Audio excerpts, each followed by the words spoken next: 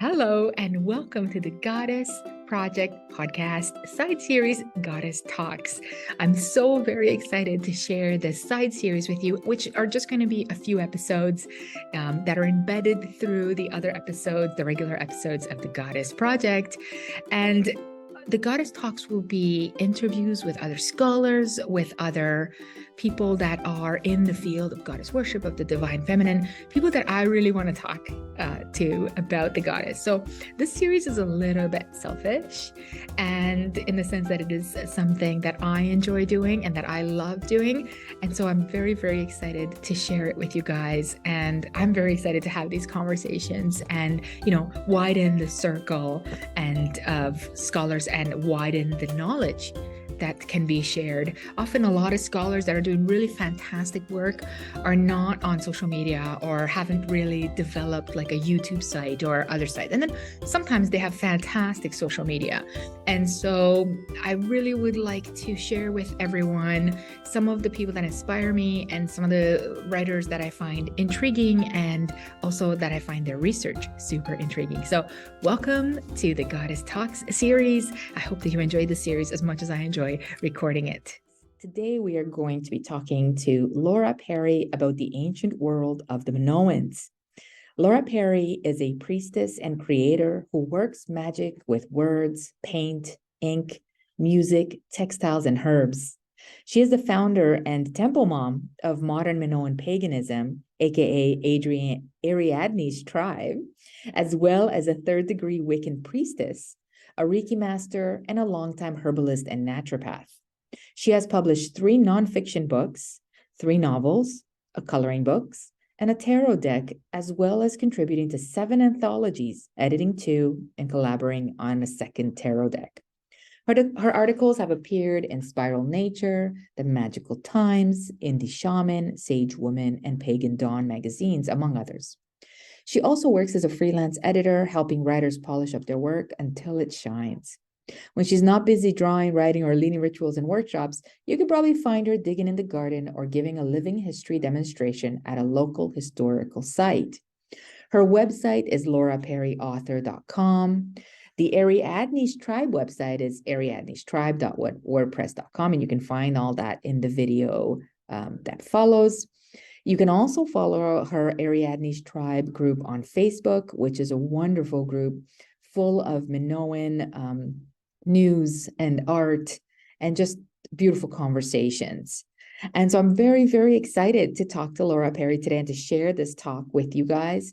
We had a blast filming, and I learned so much from her about the Minoan culture, about the way that the Minoan culture has been received, explored, and shared, and about all the ways in which Minoan culture still needs to be discovered.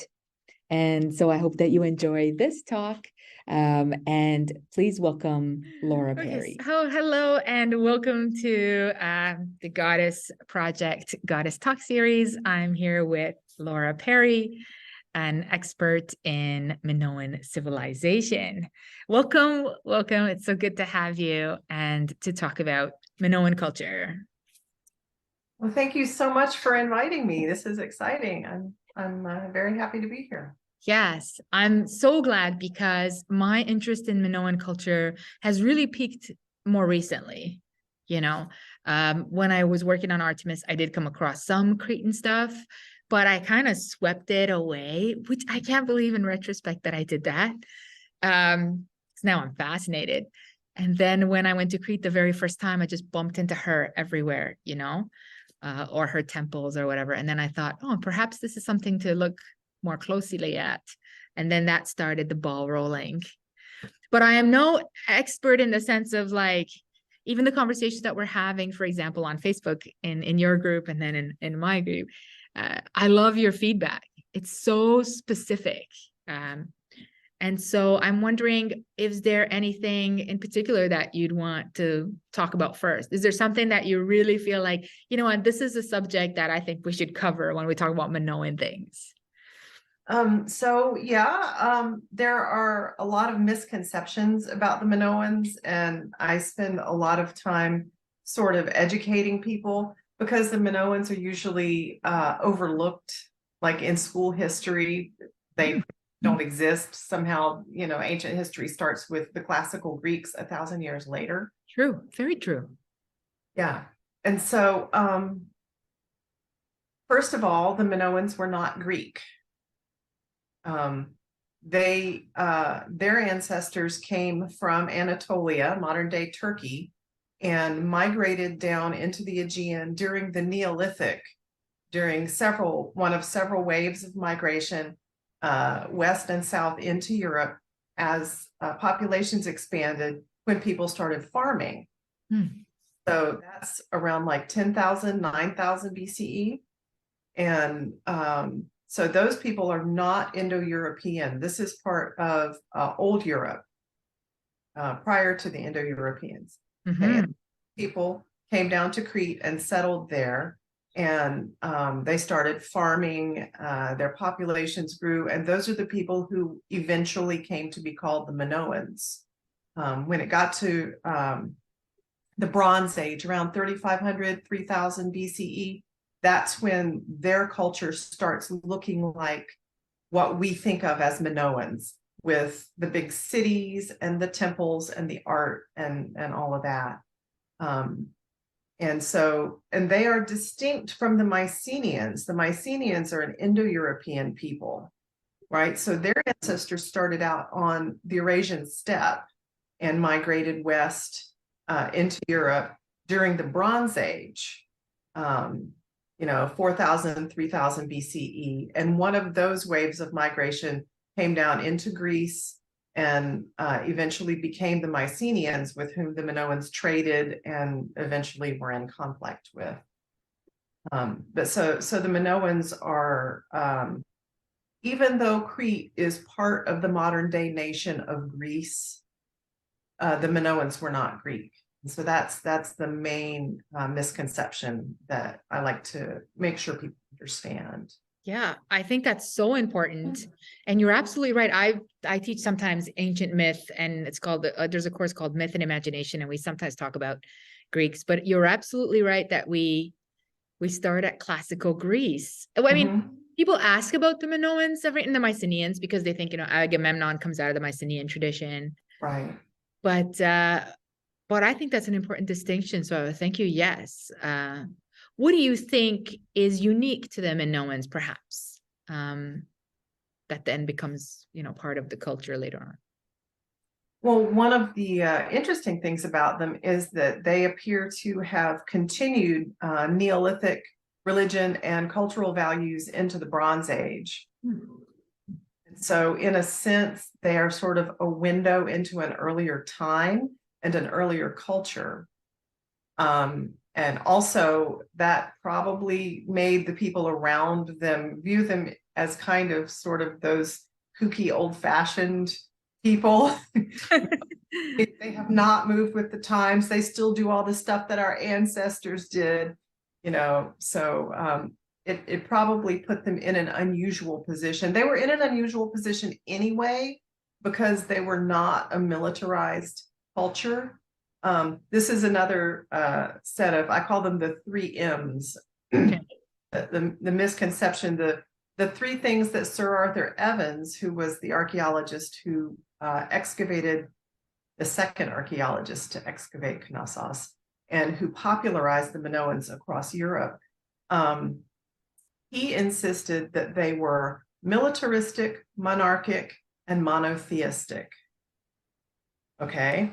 Because the Minoans were a high civilization, by sort of Western European standards. They had big cities, multi-story buildings, paved streets, enclosed sewers, aqueducts. They had aqueducts a millennium before the Romans. Incredible.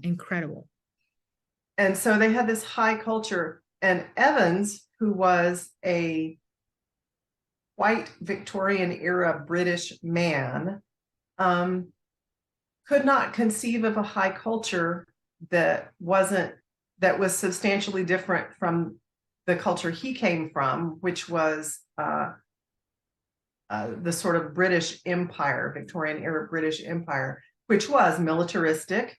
They had a monarch, and they were Christian empire. And so he applied those sets of values and that worldview onto the Minoans. And so when he found the big building in Knossos, he assumed it must be a palace or a king, right? Because a high culture must have a king, right? And he saw these images of goddesses everywhere, and he said, oh, well, this is a high culture, so they must be monotheistic. There must be just one goddess. And then he assumed that because they were so wealthy and successful, they must have had a military, because he couldn't comprehend of a culture being that successful without conquest. Yes. And Okay. so, and he turns out to have been dead wrong about all three. He was right about some other things, okay, but he was very, very wrong about the sort of basic setup of the culture. There is, despite people's desperation to find, especially a monarch and a military in the Minoans, there is no real evidence for either. And it turns out, well, let me qualify that. It is possible they had something like a merchant marine to protect their trading fleet. Makes sense, yeah. Because there was a certain amount of piracy in the Mediterranean at that time. But they were not conquest driven. They were on an island. They were bordered by the sea. They didn't threaten anybody. And so that put them in a unique position of being able to trade with pretty much everybody around the whole Mediterranean without threatening any of them. And so they became extremely successful doing just that. That's incredible. I also heard that Evans, when he discovered Knossos, there may have been some movement or replacement of things, or and correct me if I'm wrong, or like the way that he shifted or the way that he organized. Because I know at the Heraclea Museum, they have that wooden structure of what it must have looked at like. Right. How accurate do you think that is?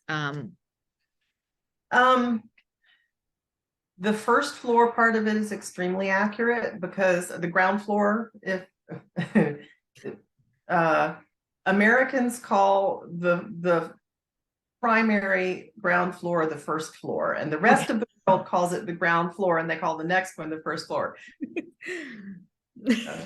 I always have to qualify that, because international listeners are like, wait a minute, which floor are you talking about? Right. So the one that was actually at ground level was excavated, and the remains of it were found clearly. And so the delineation of that is unequivocal, and its footprint is huge. It's something like 6 acres. Yes, it's massive. Yes. And the rest of it is educated guess, reasonable educated guess, based on the amount of rubble and layers of things that were found, because it all collapsed. The building eventually collapsed in, right? And so as they were peeling the layers off during the excavation, they could estimate how tall, the building was. And so it was at least 2 stories everywhere, and there appear to have been sections of it that were 3 or 4 stories tall in places. So it was really pretty massive. The main complaints about Evans' reconstructions are that he used concrete, and yeah, he used concrete in his reconstructions, and probably permanently damaged parts of the original in ways that can't be repaired. He was accused at the time, and this is probably true, of having been trying to build a tourist attraction. Oh, yes, because we talked about that, because there is a tourist attraction that's sort of a duplicate of that. Yeah. And he was British. He was not wealthy. He was not an aristocrat, but he wanted to be a part of that society. And in the Victorian and Edwardian era, it was very popular among British aristocrats to build what were called follies, which were fake, old ruined buildings on their estates. This was like a very popular thing to like pretend you had a ruin from ancient times on your estate. And so Evans purposely built his reconstruction as a ruin. That's why it looks like that today, instead of looking like instead of being reconstructed like a fully new building. Wow. So he was imitating the British aristocrats that he wanted to be connected with socially. So wow, what a piece of trivia. That's really great. That's really great, and sad a bit about the reconstruction. I'm wondering, so if you do you think that that would be, do you think that that's a palace, or because I know you don't like using the word palace, but what do you like? Do you think it's a city? What do you think that would be? What name? Well, the current theory, fairly well supported theory among archaeologists, is that the big buildings in the middle of the Minoan cities are temples. Okay. And they are temples in the same way that the temples in Mesopotamia of the same time were, which is they were centers not just for religious practice, excuse me, but also for administration and government of the local area. And there's plenty of archaeological evidence for that. There is essentially no evidence of any kind of monarchy. The buildings, the ground floors of the buildings, the temples, typically the West Wing is entirely ritual space. And then the east area and the north and the south areas, so these would all ring the central courtyard, were workshop areas. So there were actually artisan workshops, weavers and stone carvers and jewelers and bronzesmiths and potters actually in the temples. So they would be making like temple branded items, which I'm sure would have traded for a premium. And then the upper floors appear to have been residential spaces. So like the clergy, the priesthood who lived in the temples, those would have been their housing area. Wow. And the more you say that, the more I think about Phaistos. Phaistos is very clearly divided that way. They call it the Palace of Phaistos. And so when I wrote that up, I'm like, that's what they call it. But it's very clearly divided, exactly how you've described, the courtyard, then the temple site, then they have like what they call storerooms. And then they have that steps. I can't remember exactly the name, that the steps that go up to the, I guess what they call sort of where the elite would live, and they call it apartments and balconies and stuff like that. Yeah. But yeah, you're right. The implication is that the wealthy live there. I think there's even a couple of phrases where they say like wealthy people would be in the apartments while regular everyday people would be like on the front and the bottom there. So I think that's still a bit part of the descriptions of some of the sites. Yeah, the signage at all the sites, as far as I'm aware, still says palace, because that's what Evans called them. And because honestly, that tends to create an image in people's minds that might be more attractive to tourists. And Greece is not the wealthiest nation. I totally understand them wanting to attract more tourists, bring more people in to help the local economy. I just wish they could do it without leaving outdated information on all the signs, because then all the visitors go home thinking that they learned, that people assume that signage at historic sites is accurate and up to date. Absolutely. Yes, you're absolutely right. So, yeah. And even at Phaistos, for example, one of the complaints, so when I was there was no one there, right? Because I was there literally, I think, the day after Christmas or the day before Christmas Day. And the Greeks, the Cretans that were there, they kind of looked at me like, what is this girl doing here on this day, you know? So I got to hang out with cats and talk to them for a bit.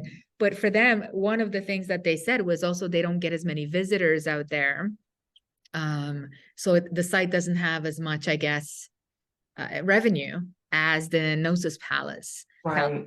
And so we kind of talked about that and how do you gain interest and do people know about it and kind of stuff like, because it is really lovely there. Like I know Gnosis is also very wonderful, but the Phaistos Palace Temple is I actually thought that there was a lot more available of the ruins. Like I just felt like, I don't know, there was more walking space and everything was kind of more there. But yeah, they still call it a palace. Yeah. Yeah. The one thing that I didn't notice actually, now that I just think of it, and I just thought I would ask you about it, is there was no horns. Where at Gnosis, I know the horns are replicas, but they placed horns there. Where at the Phaistos area, they didn't have horns. So do you mind like talking about horns? Like what is important about horns? And do you think they had them in Phaistos? Okay, so what you're talking about is what Evans called horns of consecration, which That's is right. about, Yes. and what most people these days call just sacred horns, the Minoan sacred horns. And it's stylized pair of horns that bears a certain resemblance to the Egyptian horizon sign, among Yes. other things. But interestingly, the sacred horns can be traced straight back to Neolithic Anatolia, where the Minoans' ancestors came from. Huh. The horns are in the art back then in that place. And so those, and labrises as well, and bulls and cows, with horns. All of that began at least as early as Neolithic Anatolia and traveled with the people down to Crete and then continued as a part of their religion. Wow. And so, okay, so Evans made that concrete cast set of horns and set them out in front of the building because there is a miniature fresco. It's called the grandstand fresco. And the central part of it shows what is probably part of the facade of the Knossos temple. And it shows sacred horns along the top of the roof, along the roof. And that is exactly the way the replica has it too. The wooden replica has the little sacred horns all on top of it. Mm-hmm. And then there is other art as well. There's the sanctuary rhyton, a carved stone conical rhyton from, oh gosh, where's that from? I'm gonna give the wrong, it's Hagia Triada or Zakros, one of those. Anyway, one of the places that we get a lot of stone carving from. Excuse me. And it also shows, a peak sanctuary building with sacred horns lined across the top of the roof like that. And so, and there are other fresco fragments, seals, and other works of art that show pretty much every major religious building that has been depicted has sacred horns along the roof line. And so it's a pretty good bet that that was standard, a standard feature of temples and sacred houses and shrines and peak sanctuaries. And so what does it refer to? What does it represent? Well, that's a good question. So because we don't have, a Minoan around to ask, right? We have to interpret this sort of thing as best we can. There really is no such thing as a symbol with just one meaning, at any point in any human culture, right? So we know about layers of meaning. And the fact that it goes all the way back to Neolithic Anatolia suggests that it's got a lot of layers because it was in use, as far back as maybe 10,000 BCE. So what I'm going to tell you now is totally modern interpretation. This is what the Ariadnes tribe people have have figured out that we think the sacred horns means. So one layer is it's stylized animal horns. Horned animals were very important in Minoan religion, not just cattle. And I will point out that in ancient times, cows as well as bulls had horns. So if you see a bovine head with horns, it might be a cow, not a bull. You can't assume it's a bull unless you can see bull parts. So, way. So the horns are clearly stylized animal horns. The sanctuary Raiton shows them alongside goats, so they might also represent that kind of horned animal. We think the reason that they were lined up on the rooftops, the roofs of Minoan buildings were flat, just like you see on a lot of buildings around the Mediterranean today. So you could actually go out and stand on these roofs. And we think the sacred horns were used as a way to sight the rising and setting of celestial objects, the sun, the moon, planets, stars, because astronomy was a major part of Minoan religion. There is actually there's a group of people at Uppsala University who have done extensive archaeoastronomy research. If you Google the Uppsala Archaeoastronomy Project, you will find their website with all their academic papers on it. Minoan temples and other sacred buildings have lots and lots and lots of alignments to the risings and settings of celestial objects. Wow. And so that was a major part of the religion.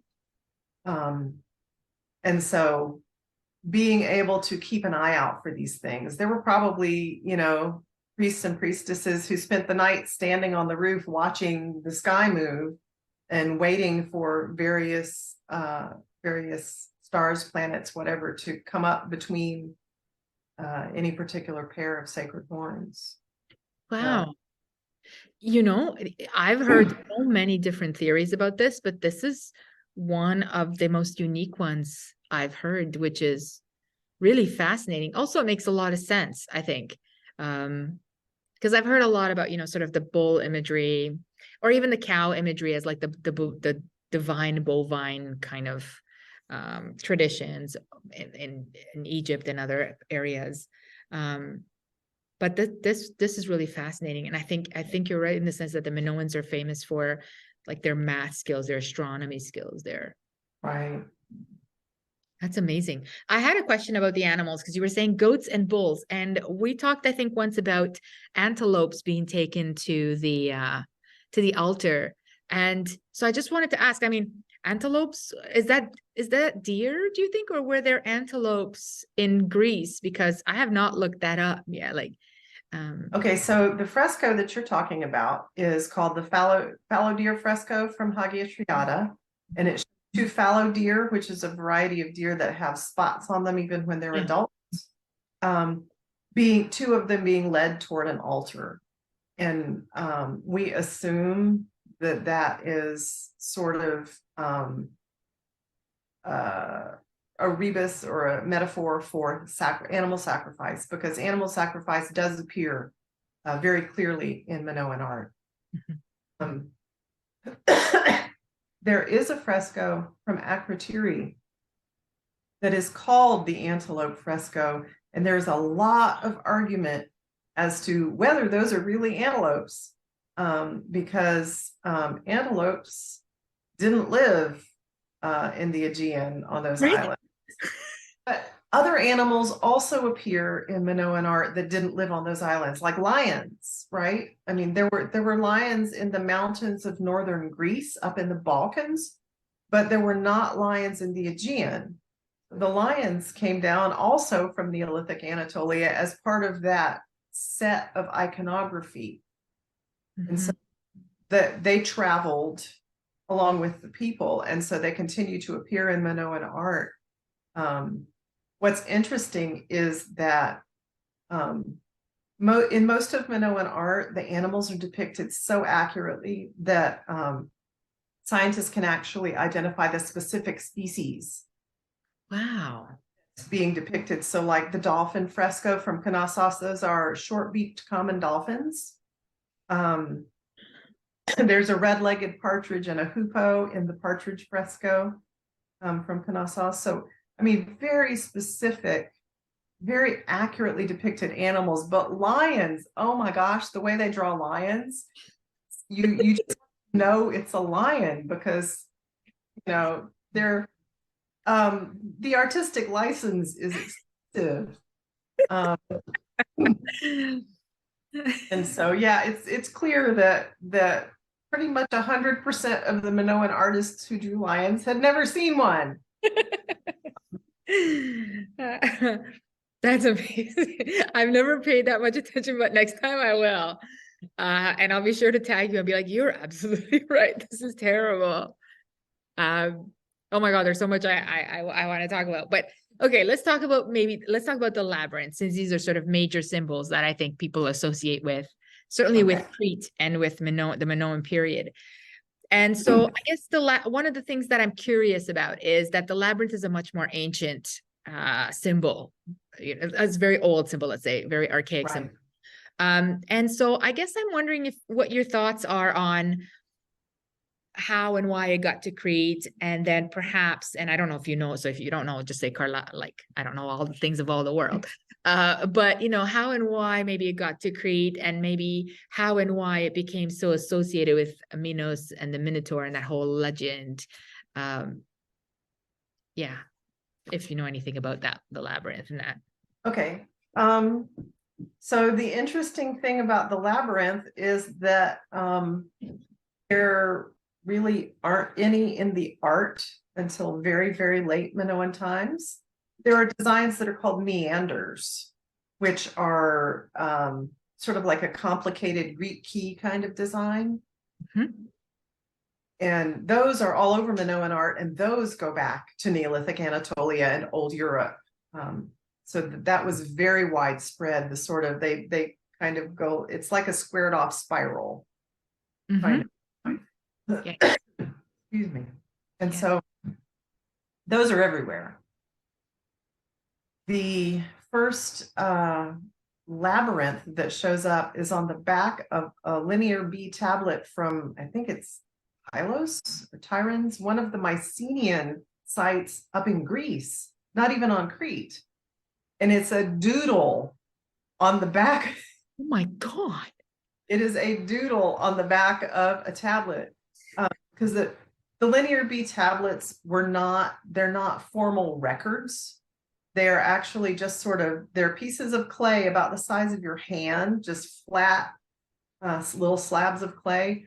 And they were used for note taking when tribute and offerings were being brought to temples, or up in Greece were being brought to the, I guess they're called palaces.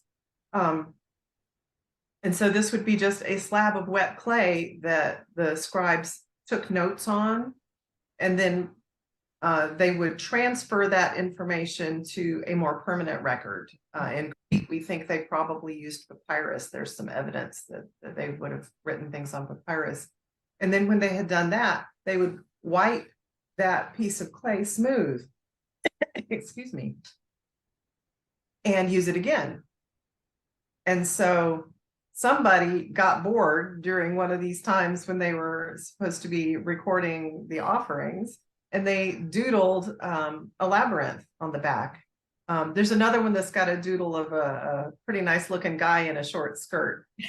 So seriously, these were human beings, okay? These are not, so so you don't really see the labyrinth design, but the word labyrinth is pre-Greek. It may very well have come from the Minoans themselves. It shows up for the first time in a linear B tablet, so we know it's that old. Then there, at the end of Minoan civilization, after their civilization collapsed. There was a more widespread collapse called the Late Bronze Age collapse, LBA collapse. And that was a period of chaos. You might call it a dark ages across the Eastern Mediterranean. And once people started to pick themselves up and dust themselves off after that, you're into the beginning of classical times. And so we don't know really what happened between the end of the Minoans and the beginning of classical times. Right. But by the beginning of classical times, the labyrinth had become iconic of Crete. It shows up on some early coins. And coins were not currency. Hard currency was not a thing during the Bronze Age. It's an early Iron Age invention. And then you get the story of the Minotaur. Now, this is another one of those things that those misconceptions that I spend a lot of time educating people about. Because the Minotaur is most well known from the tale of Theseus and his voyage to Crete. Okay, so Theseus is a Greek culture hero. He first shows up in like the 7th, 6th century BCE. So this is classical times. This is centuries after the Minoans are gone. And and he has a whole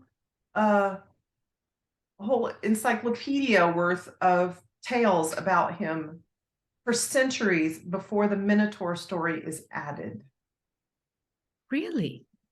So the Minotaur story isn't added to his repertoire until the 4th, maybe century BCE. And it looks like it was written as a way to help Athens establish its identity. Makes sense. Yeah. And so the story is designed to show the Greeks as civilized, modern, forward, very shiny, and to show the Minoans as barbaric and backward. And so that's, that's the story that most people hear first about the Minoans, is the Theseus and the Minotaur myth. And it says essentially that the Minoans were, well, first of all, they were a monarchy. Right. That's why they're called the Minoans, because Sir Arthur Evans named them after King Minos. Right. So, and so they're depicted as not just a monarchy, but a cruel and barbaric one that's got a monster locked in the basement that it feeds children to, and so it's definitely a bit of smear PR against a culture that didn't exist anymore, which is a handy target. And in a way, so essentially it was part of a marketing campaign to improve Athens's place in the world. I love that. Like, wow, I love that explanation. It makes so much sense. Even today, when you go to Crete, it's very much, and everywhere. Theseus has become, and the Minotaur has become a big sort of story. It's kind of picking up speed. People are sort of returning to that. And the labyrinth is another. But, and so no one puts it quite chronologically the way that you've just said that. And I wonder if the Greeks also, or the Athenians especially, thought, well, the Minoans, whoever they might have been, the Cretans, whoever they were also a wealthy, successful society. And so we've conquered that. We've, because in the beginning, of course, the Athenians are making the offering. So they're a bit of submissive to Crete. And I could never understand why that was, because like you say, Crete didn't have a military. And so Athens is suddenly afraid of King Minos and this Minotaur in the basement enough to send yearly tributes. And so I always thought that seems a bit illogical. It doesn't seem to make sense. But then, of course, Theseus comes and saves the day and steals the princess and all those kind of classic stories. which then leads me to goddesses and Ariadne. So I'm wondering, so I'm wondering what you think of Ariadne as a character, as a historical figure within obviously reason, because we have no evidence. She's a historical figure, but sort of, what put up and so attached to Crete. And then I'm just wondering, what do you think are some of the goddesses that are more authentic to Crete and particularly authentic to the Minoans? Well, I mean, Ariadne obviously is the most well known. Yeah. She's depicted as a mortal, as a princess. My usual derogatory description of her is that the Greeks just think she's a girl with a ball of string. Right? But it is a common practice when one culture overcomes another or conquers another to demote the deities of the conquered culture to some kind of lesser being, whether that's a nymph, a nature spirit, a mortal, whatever. And this is common worldwide. You can see it in comparative mythology. This is not unique to the Greeks. And so what they did here was essentially take the fragments of myth and folklore about the Minoans and from the Minoans myth and pantheon, fragments that had survived the LBA collapse. And they took those and they kind of wove them together into a new story.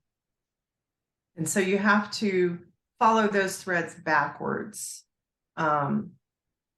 It's pretty clear that Ariadne was a goddess to begin with. There are actually goddesses who are named in the Linear B tablets. And so there, and in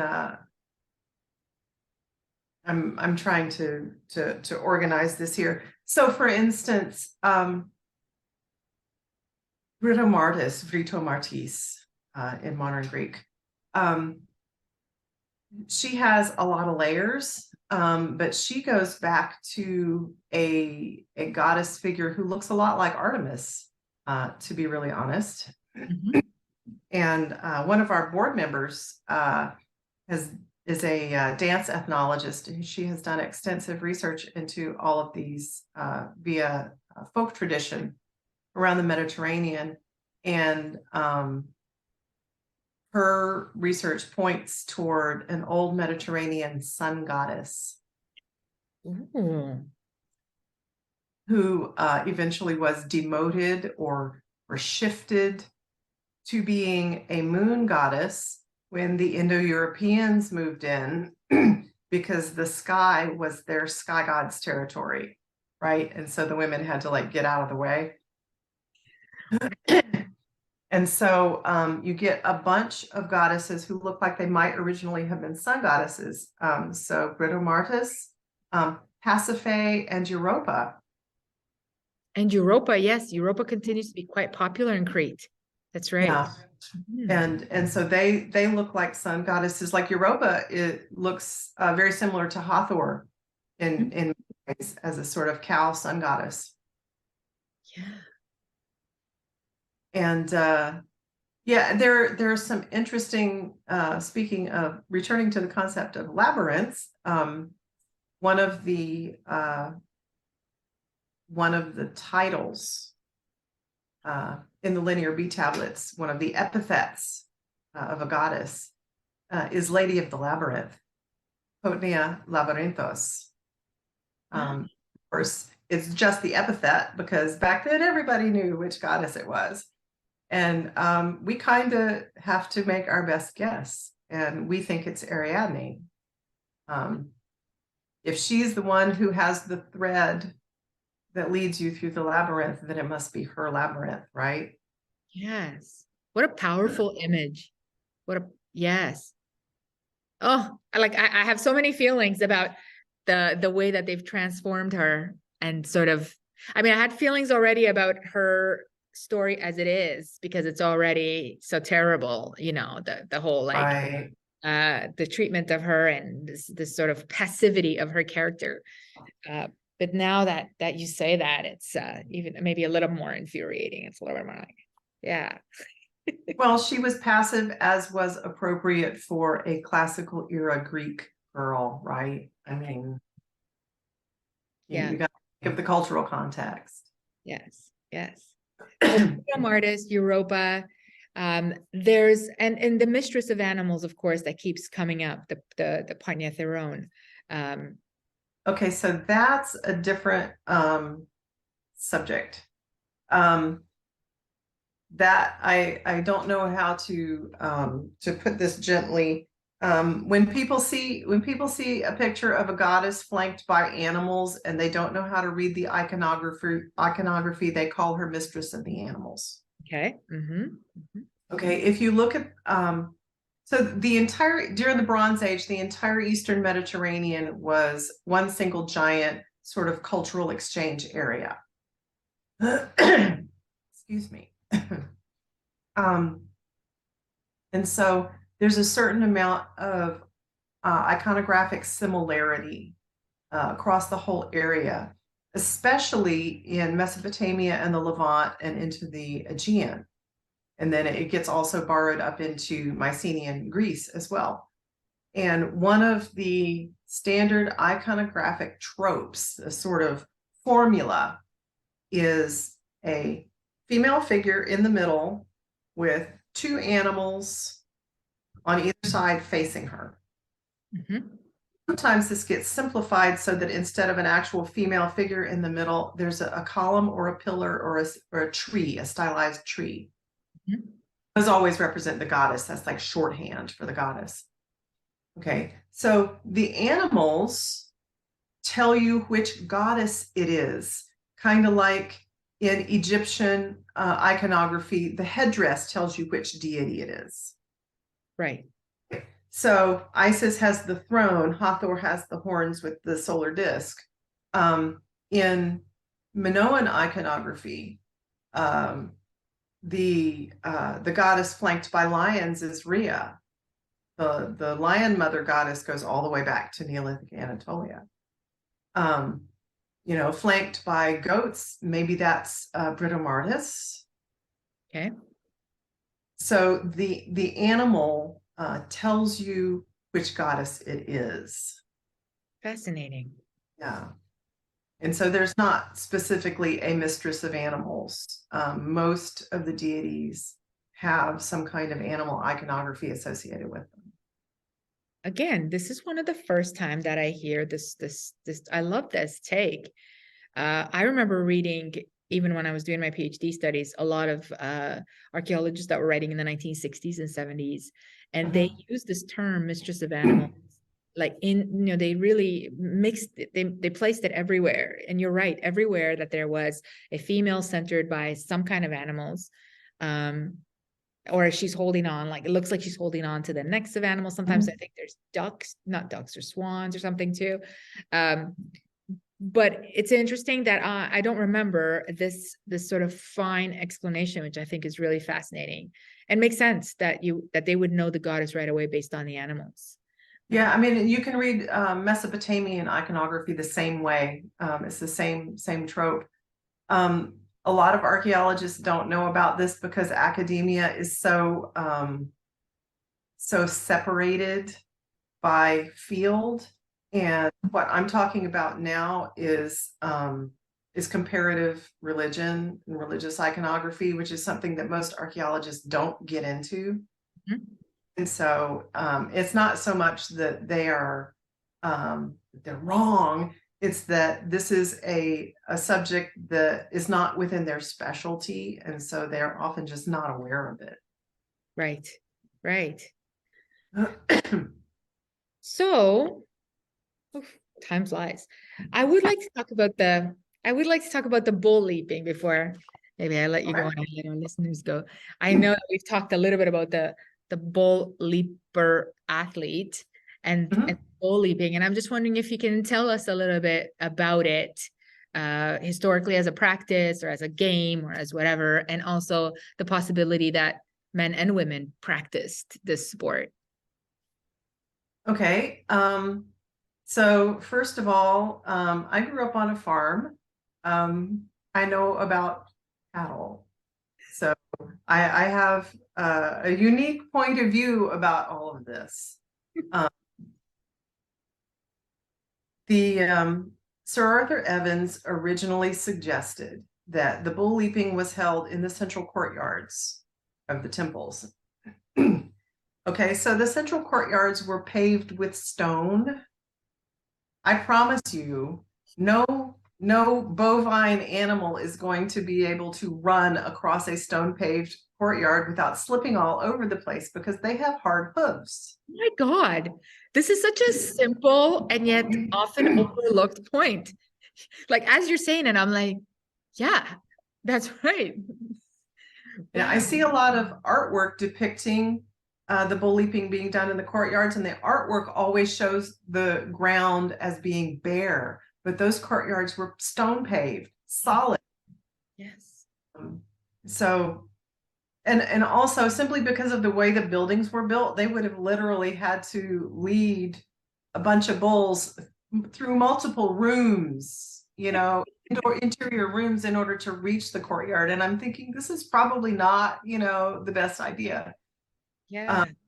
So the general theory these days, and archaeologists have pretty much cottoned on to this, is that the bull leaping probably took place in purpose-built arenas outside the temples, and the arenas were probably wooden, just didn't survive. I mean, there are a lot of wooden structures that simply didn't survive. All we've got left is the stone. Yeah. Okay, so there is a pretty good chance that, excuse me, that the bulls were trained in the same way that we train circus animals. Cattle are eminently trainable. Most people don't know this.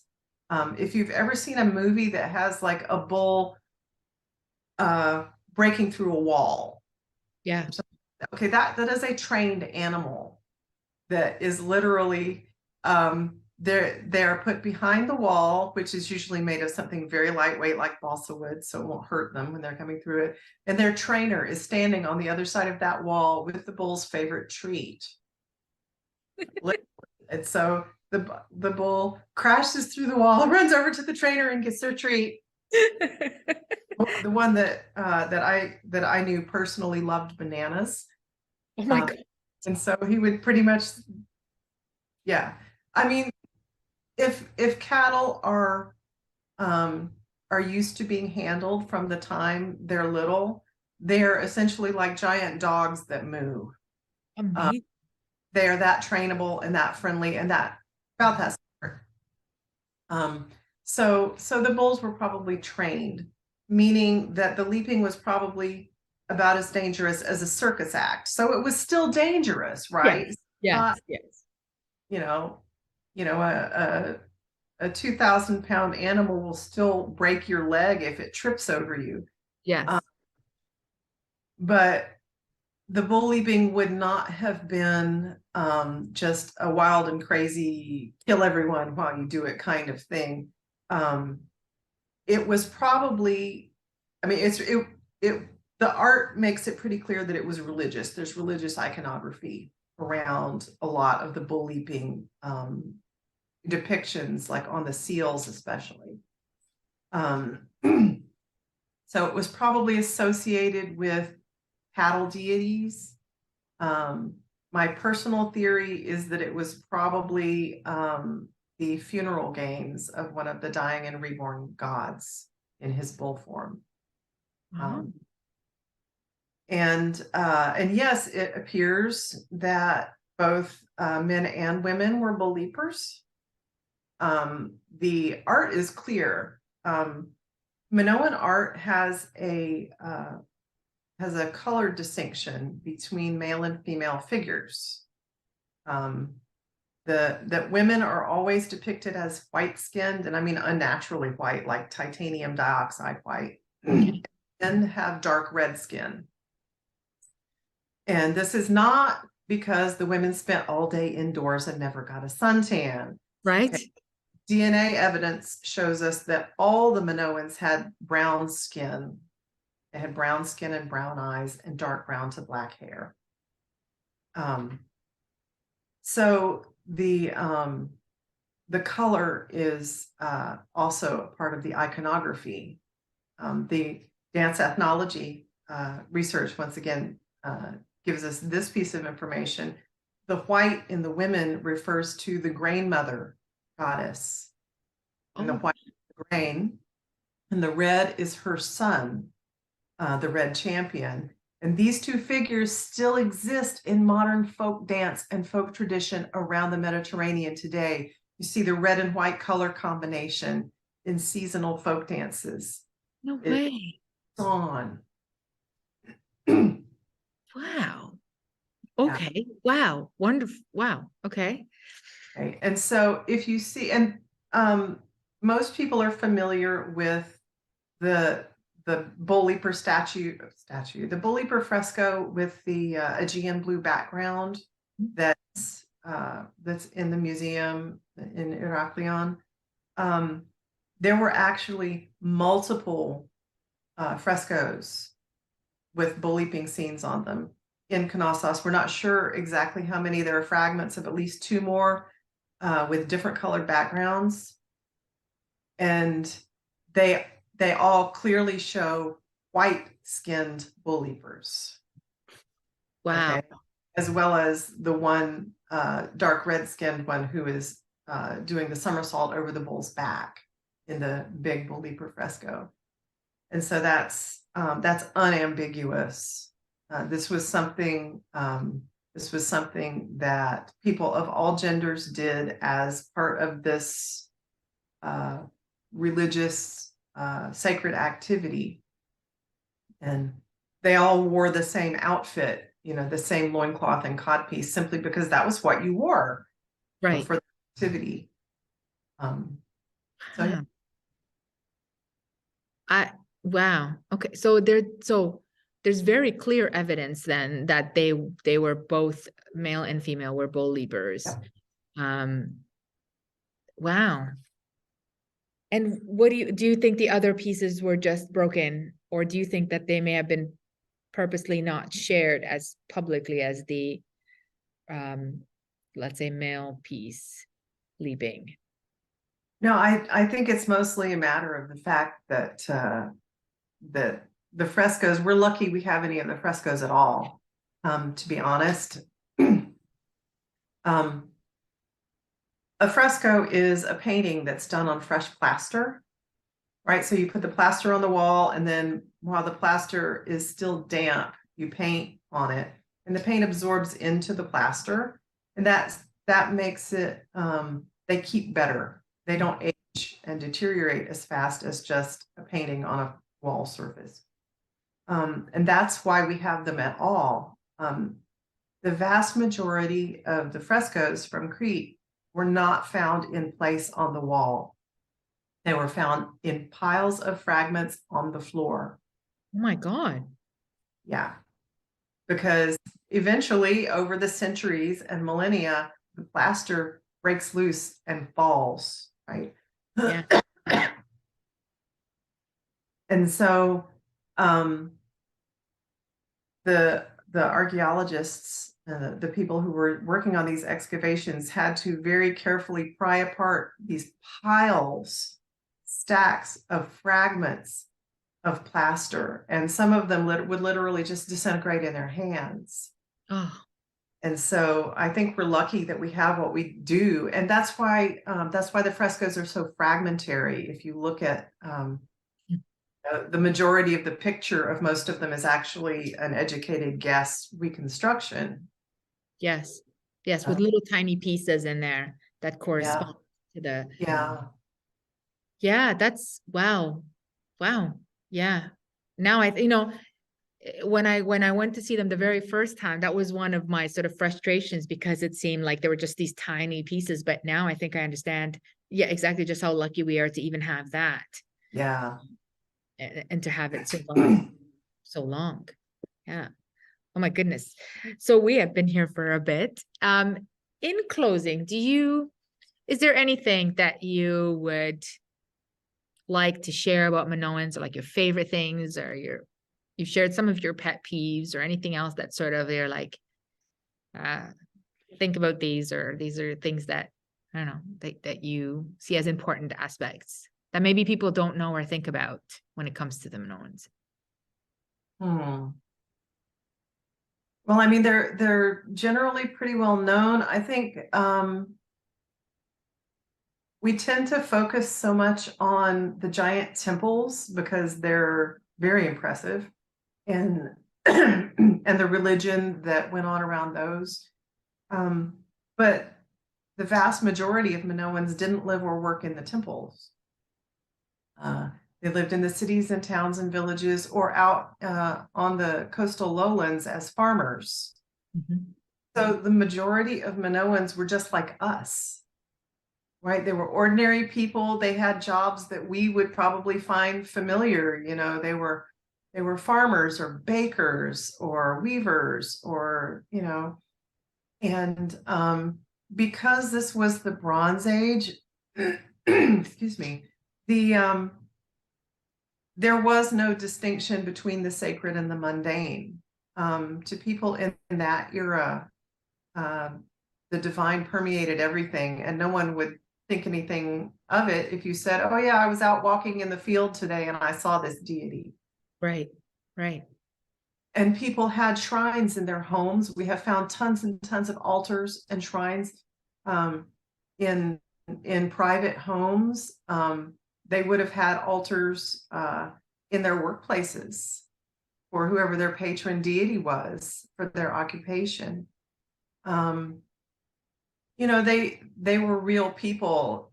That's to me, that's my biggest takeaway. Like, we can look at the linear A and linear B tablets and literally see people's fingerprints on them. Wow. And that is such a connection to me Yes. with a real person who lived, you know, 3,500 years ago and touched that piece of clay, and I can see their fingerprint.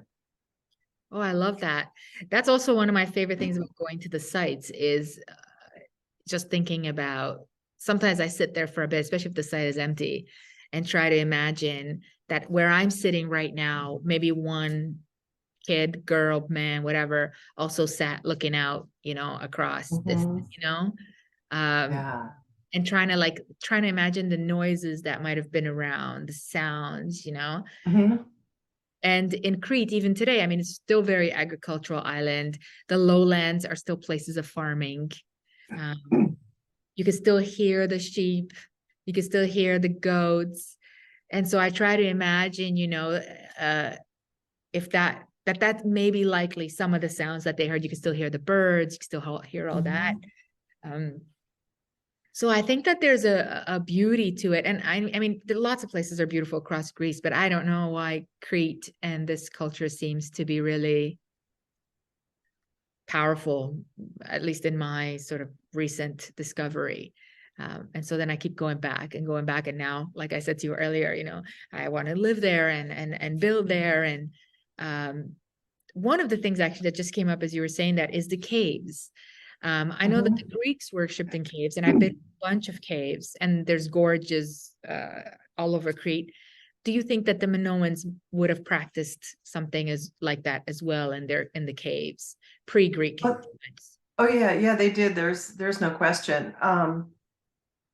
And that's also something they brought down from old Europe with them, because that it goes back to the caves up in Anatolia. But there are several sacred caves that you can still visit in Crete. Um, there is one on Mount Dicte and one on Siluritis, that are both considered to be Rhea's sacred cave, where she gave birth to the divine child. Mhm. On the north coast, fairly close to each other, are Alethea's cave. She's a midwife goddess, among other things, and Britomartis's cave as well. And there were probably dozens, maybe hundreds of them all over the island. And some of them, Alethia's cave continued in use into Christian times. Oh, wow. Yeah. Oh, So this wow. is something that was, that disappeared. This was, and I would be willing to bet that there are places way out in the mountains that the tourists never go, that people still have shrines in the caves. Yeah, that would be great. I've been to the Cave of Zeus. I've been to a bunch of caves. It's my favorite thing to do. There's a cave called the Cave of the Wisdom of God. Um, uh, I've tried to go to one of the Alethea's caves, but they've locked it out. They don't let people in. They've put gates on it, and I think it's a danger thing because it's kind of collapsing. It's coming down. Oh, wow. I've been to the Cave of the Bear of Artemis at the White Bear. And I've been to a cave, I think it's in Skopea, that is this massive cave. It's my favorite cave. It's a bit eerie, but they say I've never pushed beyond, so the cave mouth or the cave as you go in, they say that beyond it, they found rooms where there was an altar, they found other rooms, whatever. But it's pitch black and full of bats. And so I would like someone to go with me in case I break my ankle or something. And so I can hear, almost my mother's voice in the background, don't go back there. But it's such a large cave, and like you said, there's so many caves. The one thing that I guess irks me is that at every single cave, they've placed some kind of a church or Christian altar, which I'm sure you're not surprised. But there are some caves where it's like, there's absolutely nothing here, but there'll be a table with some Christian iconography right at the mouth of the cave. So there's almost like this kind of, almost a little bit of this possessiveness of it. It's like, we don't know that this cave was sacred, but just in case, we're going to place this here as a stamp of ours. And this is just for my own personal, I was raised Greek Orthodox Christian, but sometimes when I see a little bit of this stamp in some of these ancient places. Well, I mean, but that's what happens, right? Because as the religion comes in, it looks around for the sacred places, right? It's like, okay, people are already going to this sacred place, so why don't we just like put a new outfit on it? Yeah, absolutely. Absolutely. Oh. Yeah. Well, thank you so much. I'm so glad that we did this. We may have to do this again, perhaps, if you're open to it, to talk maybe a little bit more Minoan stuff. But I think this has been really interesting, especially for people who maybe hear of Minoans, and especially, like I said, with the Minotaur becoming popular again, Ariadne becoming popular again. I think it's important to clear some things up for those who are interested, and make that line or that tether maybe a little more clear as to these characters. Yeah. Thank you so much for joining me. Well, thanks for having me. Yes, thank you. I appreciate you being here. All right. Well, then, thank you so much. And I'll see you guys all next time.